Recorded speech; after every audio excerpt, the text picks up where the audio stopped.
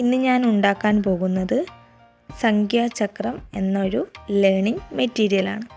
ഇതിനാവശ്യമായ സാധനങ്ങൾ 2 സൈസിലുള്ള വൃത്താകൃതിയുള്ള കാർഡ്ബോർഡ് കഷ്ണം, അതേ ആകൃതിയിലുള്ള paper, gum, pencil, scale, marker,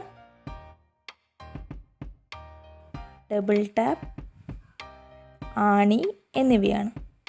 അപ്പോൾ ആദ്യമായി നമ്മൾ വൃത്താകൃതിയുള്ള കാർഡ്ബോർഡിൻ്റെ കഷ്ണം എടുക്കുക.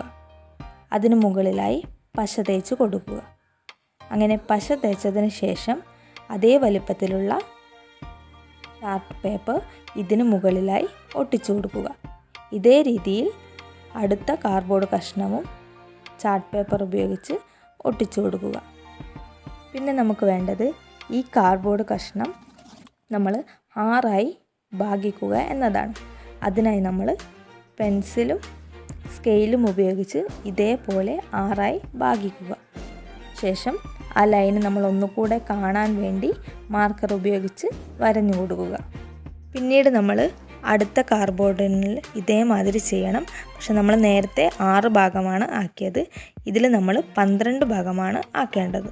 അങ്ങനെ ആക്കിയിട്ട് ഞാൻ മാർക്കർ കൊണ്ട് ആ ലൈനും വരഞ്ഞു കൊടുത്തിട്ടുണ്ട്.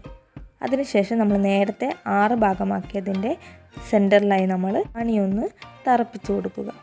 തറപ്പിച്ചതിന് ശേഷം അതിൻ്റെ താഴ്ഭാഗത്ത് വലിയ ചാർട്ട് പേപ്പർ എടുത്ത് അതിൻ്റെ സെൻറ്ററിലായി നമ്മൾ തറപ്പിച്ച് കൊടുക്കുക.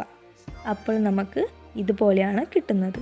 ഇവിടെ ഞാൻ ഓരോ നമ്പേഴ്സ് എഴുതിയിട്ടുണ്ട്. അതുപോലെ നിങ്ങൾക്കും നമ്പേഴ്സ് എഴുതാം. ശേഷം നമ്മളൊരു ചെറിയ കാർഡ്ബോർഡിൻ്റെ കഷ്ണം എടുത്ത് ഒരു ഏറോ മാർക്ക് പോലെ ഇതുപോലെ ഉണ്ടാക്കിയെടുക്കുക. അങ്ങനെ 6 എണ്ണമാണ് നമുക്ക് ആവശ്യം. ഒന്ന് ഡെക്കറേറ്റ് ചെയ്യാനായി ഞാനിവിടെ കളർ അടിച്ചു കൊടുത്തിട്ടുണ്ട്.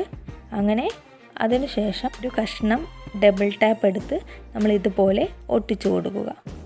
എല്ലാ ഏറോ മാർക്കുകളും ഇതുപോലെ ഇതിന് താഴെയായി ഇതുപോലെ ഡബിൾ ടാപ്പ് ഉപയോഗിച്ച് ഒട്ടിച്ചു കൊടുക്കുക. അപ്പം ഇതാണ് നമ്മുടെ സംഖ്യാചക്രം.